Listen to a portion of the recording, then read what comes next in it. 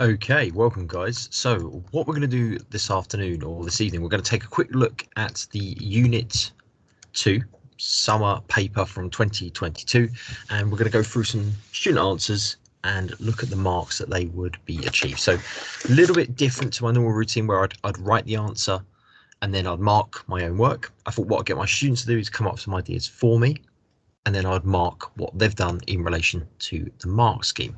So that's how we're going to approach this first part of the session.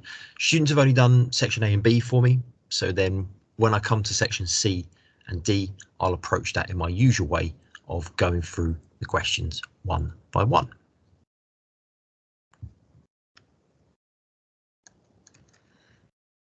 So if we get to our first question here. So section A, scenario 1, always ill health. In this context, we've got Mark, who's 47. He's been admitted to hospital after having a stroke, and he has suffered from weakness in his right arm. He's now being cared for at home, where he's developed leg ulcers, and they need to be dressed daily by Yusuf, who is the district nurse. So the first question we've got here says, identify 2 rights Mark has as a service user.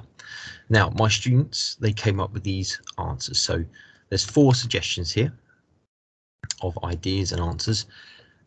Obviously, the question only wants 2, so they gave me more than needed. So again, if you're ever unsure, do a bit more. You could add extras if you're ever uncertain about one of the points you've made. But what we'll do is we'll take a look at the 4 answers they've given against the mark scheme. So the answer they've given is right to choose care and decision making. So elements of empowerment and choice. Confidentiality of personal data. So that's a right of Mark as a service user. Prevention of abuse and safeguarding, and then prevention of discrimination. So they're the 4 ideas my class came up with. So the mark scheme, what it has come up with, the suggested ideas. Safeguarding is our first one, so that's nice. We've got that one already as a right, so we can tick that as green. Choice, we had that as our first point. Tick that one off. Confidentiality of data. Obviously, confidentiality is listed in the mark scheme here, the 3rd one down. Fully informed, we didn't have that one here. Involved in the care planning, which is very similar to decision making as they made in their first one. Treated with equality, treated with dignity and respect. And I'm going to take that as the alternative wording for prevention of discrimination, or not being treated with discrimination. So treated equally, treated fairly. We've got the right to complain, the right to meet care that meets his needs, independence and privacy. So of the answers that my students gave, all of them would be correct. If they had picked any of those 2, they would have been awarded the marks. So that's a great start to this first question. Now, section B talks about 2 ways the employer can monitor the work of a district nurse. And again, remember, we've got to focus here, the employer can monitor the work of Yusuf in this case, so how Yusuf could be monitored. Now, the responses my students came up with, again, quite a long list. You only need 2. They've given me, as you can see here, 7 different ways. But one of the things to emphasize, and I always kind of try and make this point in my class, is the ways. Is that point of explaining how, why, what, where. So kind of just given the reason is 1. Expanded upon it will give you the 2nd mark. So they've got here CCTV where available. So CCTV on its own is fine, but we might need to say how or why that would allow Yusuf to be monitored, particularly because he's going into people's homes. They could monitor how he works with a patient or how he's providing care. Patient feedback to check on his care that he's delivering. So that's good. So get patient feedback. Shadowing observations to look at his treatment and interactions with patients. Check he's up to date with training when revalidating. So revalidation, training checks. That's a form of monitoring that the employer could use. The complaints process from patients, staff, family. Again, a way of monitoring whether Yusuf is working well. So you could almost put that complaints with the patient feedback as before. Discussions with line managers, so again, regular CPD or PDR meetings to go over progress, training, skills, abilities. And an extra one is an interesting one, paperwork and record keeping. So again, that could be an interesting way to monitor Yusuf to see if his paperwork and his completion of data is accurate, is up to date, he's not falling behind with paperwork and materials he's meant to be doing. That could be one way to see whether he's working well. So we've got a range of ideas here. So let's have a look and see what the exam board say. Okay, there we have it. So the exam board have given a range of them, again, as they put in most papers except any other valid response. So that's always our golden card with these exam papers, that you can fall back on anything else. And 1 mark for each logically ordered point, for a maximum of 2 marks for each way. So again, the idea that you get 1 mark per point and a maximum of 2 points, and then 2 extra marks for explaining this. So we've got review progress by having line management meeting and appraisal. So we've kind of got that point. Discussions with line manager to monitor progress, skills and training. So that's a nice green tick there. Monitor quality of care given by reviewing external inspection reports. So that's an interesting way we could talk about Yusuf's care and how reports from external providers, CQC, might look at how he's providing his care. Identify concerns by getting service user feedback. Well, we had that feedback from patients, and that does tie in with the complaints process. So I'm going to kind of link those two together. Deal with complaints by following complaints whistleblowing procedures. So that's another way you could separate the complaints. Almost, has any complaints been made is one way of monitoring him, but maybe also the second point of how are those complaints dealt with. So did Yusuf engage in training? Did he develop his skills? Did he improve upon the things that have been raised? Identify gaps in knowledge for observation. So we had observations. And again, the extra point we had, revalidation and check his up-to-date training. I feel that would be a sufficient way of monitoring and checking him. So I would credit that if I was marking this. CCTV, I could probably give that. Again, I think the student would need to explain how or why that would allow him to be monitored. And record keeping, again, I think I probably would give this.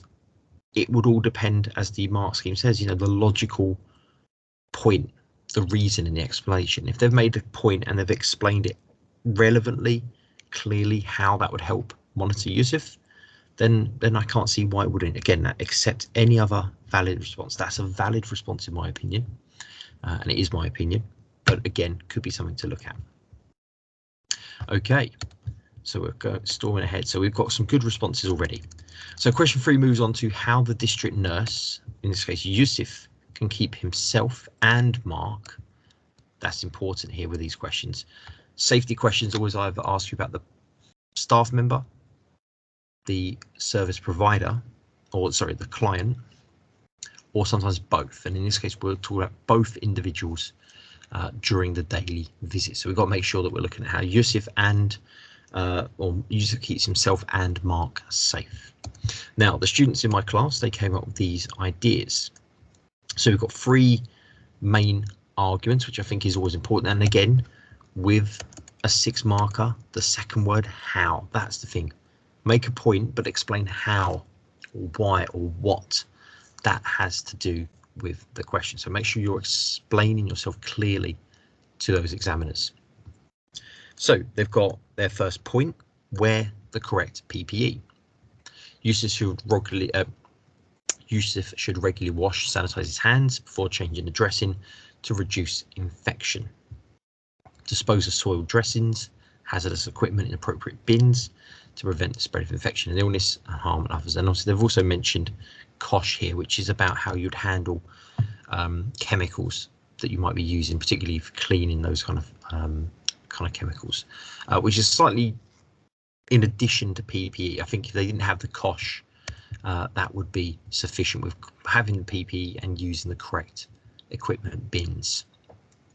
Aware of hazards, so Yusuf will carry out risk assessment to avoid on arrival to assess any hazards in Mark's home which could hurt Mark or Yusuf. Identify exits in case of emergency, and yeah, they could even go along by saying what some of the hazards could be, what kind of things they might be looking for. If Yusuf needs to move Mark, then you should ensure he has the correct lifting equipment or has been trained to lift. Should we lift patients there? Lift patients to prevent injury to himself or Mark. So that's a good one. So lifting patients and then treat Mark with dignity and respect to reduce his risk of any discrimination or emotional harm. So the last one, I mean, we'll see what the mark scheme says, but at the moment, I would question that because that's not so much about safety. And in my head, I'm thinking practical safety, whereas that's more about emotional harm. But let's take a look at what the mark scheme has to say. So we've got as the suggested list of ideas on that mark scheme: make sure the service user is informed, give consent or gain consent of the service user, carry out risk assessments. So we have risk assessments, be aware of hazards. That's a good point, and we've obviously explained that in sort of notes here. Use of PPE, that's good as well. We've got PPE. And then we've also extended it even a little bit further to about how soiled dressings, linen materials could be disposed of. So infection control, which we've kind of merged into wearing PPE, and that's how we're kept safe. Control of substances harmful to health. So that's actually, we've kind of covered 3 bullet points really in that first point here. And then we've got maintain accurate records, report any accidents or injuries, follow policies, procedures, including lone working. And although not on the list, I think, as we've mentioned before, it's not an exhaustive list. The idea of lifting Mark and having the equipment to help him, I think would be in my opinion, again, an accurate one. The last one about dignity, respect, doesn't seem to be on the list. I can't see anything there about how that would link to safety. So what I will put is that one, possibly in red. It wouldn't get a mark, but the answer as a whole, even with that incorrect element of protection and equality and preventing discrimination, I would still say would get the 6 because they've got 3 other reasons that are explained well. So again, if you're ever unsure, do a bit more. If that point about dignity was one of your second or third arguments, possibly put an extra one in it if you're not confident with it. Okay. And 1D. So let's move on to this next one here. So this says, discuss the importance of continuous professional development being completed by Yusuf. Now, this is what my students came up with, the ideas they've put in. I think what's quite nice of, again, what's highlighted in their answer, as you can see here, is they've taken the wording of the question. So it is important, it is important, it is important. They've put that in bold as well. And I think that's quite good because the question talks about discuss the importance of professional or continuous professional development being completed by users. So we know CPD is important and you have to do it and how it's done, which is a lot of what's being discussed here. But that second word, a bit like the 6 markers, the second word, look at the second bit of the question, you know, the importance of having it done. So what we've got here, continuous professional development, CPD, and again, just flagging it up, a question where you're using a long phrase like continuous professional development. If you was to write it out once and then put it in brackets, as you can see here in your maybe your first opening sentence, at later points in the question, you can just refer to CPD. So you don't have to keep writing it out in full every single time, particularly if it's a long phrase or concept, like sort of multidisciplinary team comes to mind. So they've got process allow Yusuf to ensure his training is up to date and he's fully qualified. This is important as it ensures that he's qualified, up to date with the most recent care skills. This will ensure his patients receive the best treatment. So we've kind of got the how it's being done, which is again checking his training's up to date as part of CPD, and then we've got the why it's important. Our second point, meetings with line manager to discuss strengths and weaknesses of his skills. Again, it's important for allowing him to identify gaps in skills and arrange training. Through CPD meetings, he can gain feedback on the care delivery from his line manager, and they provide feedback on his work and support. This is important as it allows the organising further treatment. So, further training. So it's very similar to the point above, but again, highlighting a different important element that will be raised in CPD. And then observation of practices, again, directly commenting on his work. So, the mark scheme. So the importance of CPD on this mark scheme they've got here: promote high standards of care. Service users receive the most effective care to meet their individual needs. So we're on that line here with, again, why it's important to receive the most important and sort of most relevant care. Ensure practice meets national occupational standards. We don't have that one here. Meet regulatory body requirements. Ensure district nurses implementing the most up-to-date practice. So again, we've kind of looked at training, I suppose. Here we talked about CPD, getting further training.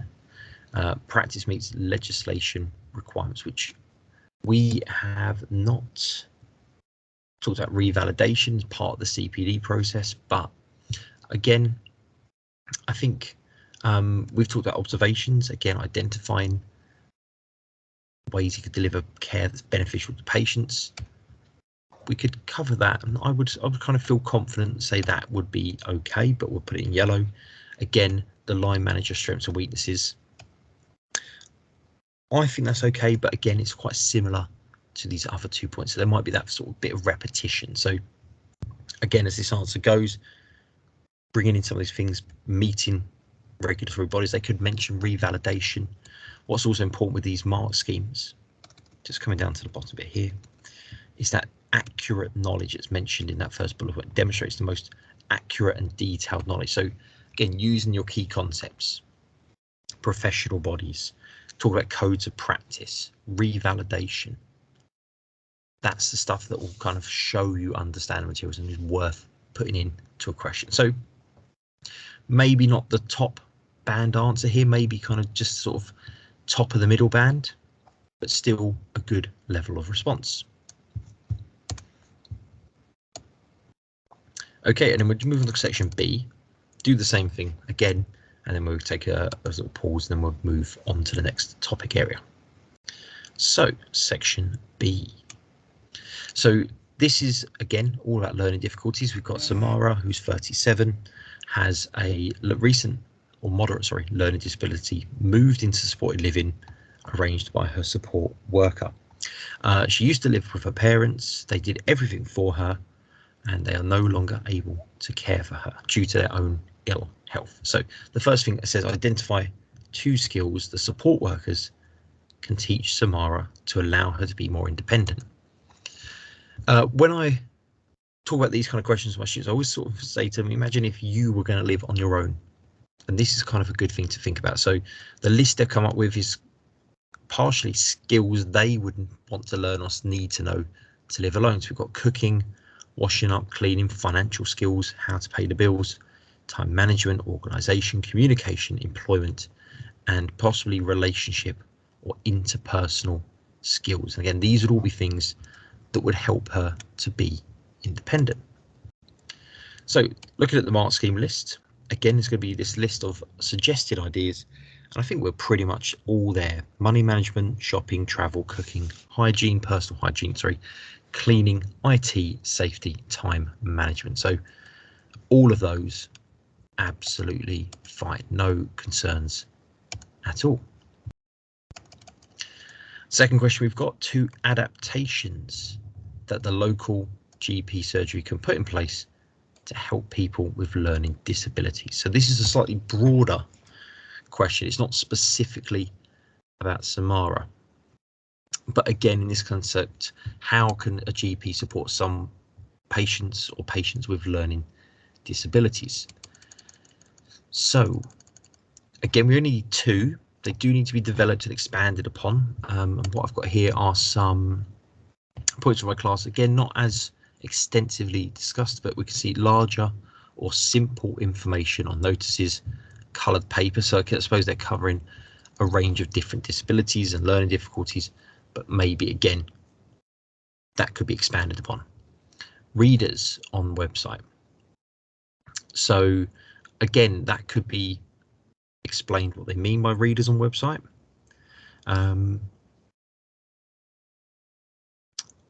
Again, maybe this kind of fits in again an exam skill. At the moment, because there isn't an explanation, I'm not entirely sure what readers on website means.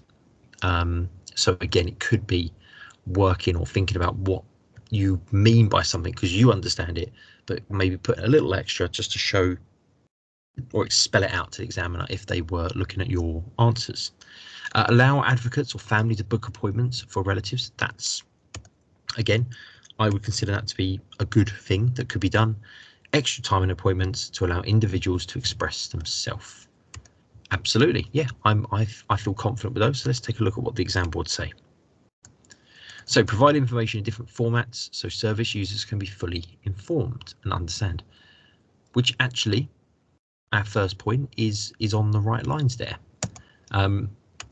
Again, possibly maybe just expanded on it a little bit more detail. Provide longer suitable appointments. Again, we've got that one. Make service users can communicate using their preferred method.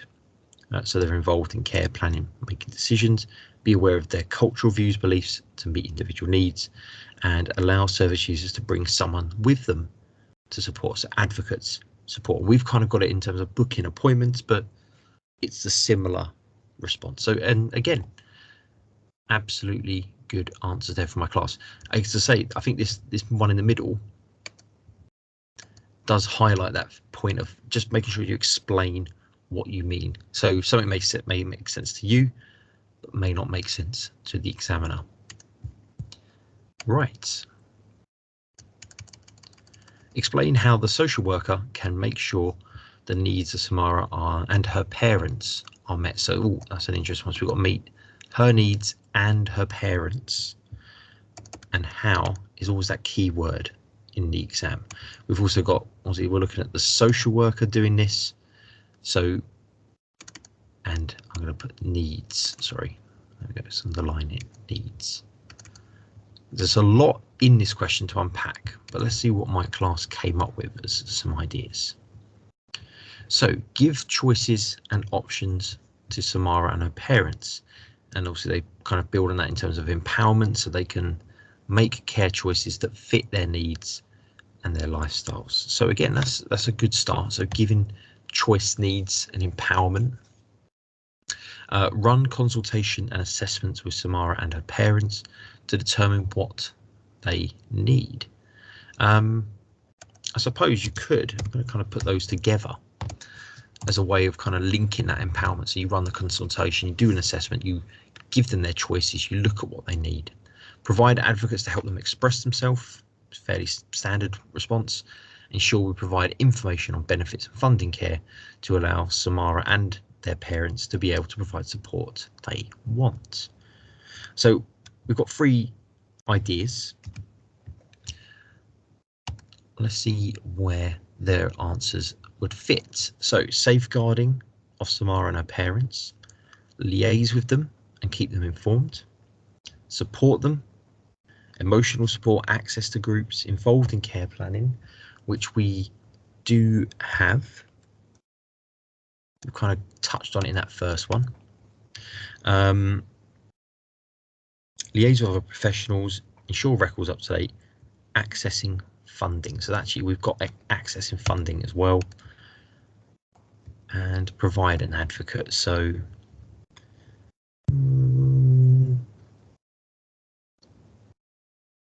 yeah, we haven't got explicitly, it's not on the list, but as always, this is not an exhaustive list. It doesn't mean this is every answer.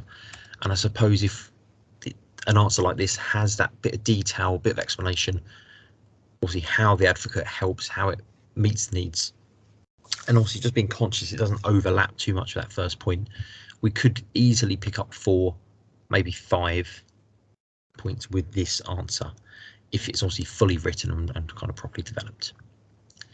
So final one, 2D.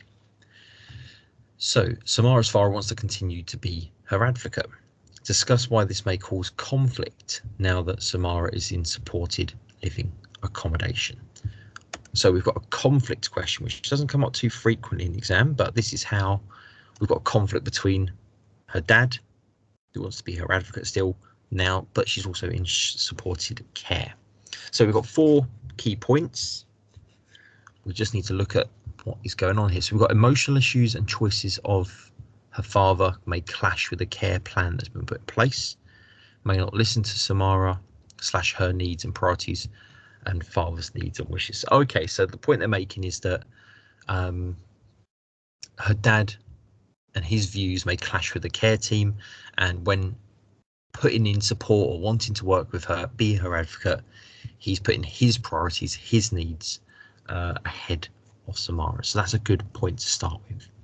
Father may not fully be aware of the care routine, level of care required, so may make decisions that are not suitable or meet the care routine in place. Again, that's a good one. So again, the fact that she's in supported living, she already has a routine, people working with her. The decisions that dad is making as an advocate may not be relevant to her. And parents may not feel comfortable with the level of independence. They may place more controls, which go against her care wishes. But as a strength of this, Samara may feel more comfortable speaking to her dad about issues that she cannot speak to staff at the home. So again, we've got kind of some of the issues that may come with having her dad as an advocate and how it may cause conflict, but they've also evaluated it. And it sort of said, actually, on the plus side, this is something that can come from this, which is good. So in our mark scheme, what's listed here may not support her independence, which we have.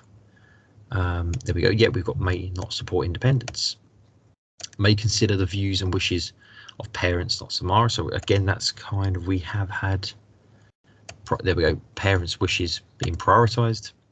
May not be in the interest of Samara, may not meet legislative requirements, conflict due to the involvement of parents. Parents may not be aware of the services of support, which is kind of similar to the second point we've made. So we have got 3 solid responses there. Obviously, the benefit of her dad being a carer isn't on the list, but I think looking at the kind of the marking grid, you know, it displays well-developed logical discussions, clearly considers all or a range of different aspects, considers how they interrelate.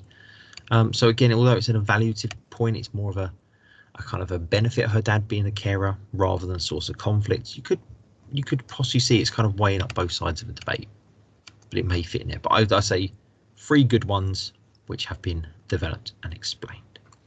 Okay, so of this student response so far, for the first half, we're looking pretty strong in terms of the short answers have been well produced, particularly in some cases going a little extra. The 6 markers, first 6 marker was good. The extra point or the last point wasn't as strong, but the 3 that preceded it kind of made that a little bit of a safer answer. Their 8 marker, we're kind of halfway there. Some questionable words, a bit of repetition, so maybe a 4 or 5. Again, good marks on the short answers. The 4 marker, absolutely fine. That questionable one, but we had others to support it. The 6 marker, again, you could probably have a 2. That middle one maybe could push it at 5. And then again here, we've probably got a good 6, possibly even pushing into a 7, if that last evaluative point is kind of considered and factored in. So they've done well so far. But as I say, my class only did the first 2 questions, or first 2 sections, sorry, and these were their answers. What I'll do is I'll take a look at the paper again with the last 2 sections, and we'll go through the answers and I'll come up with some ideas and then double check them. So I'll pause it here, we'll leave it here, I'll upload this video, and then I'll come back and do the second half at another point. Okay, thanks for watching. Hope this has helped, and if you've got the exam coming up soon, good luck.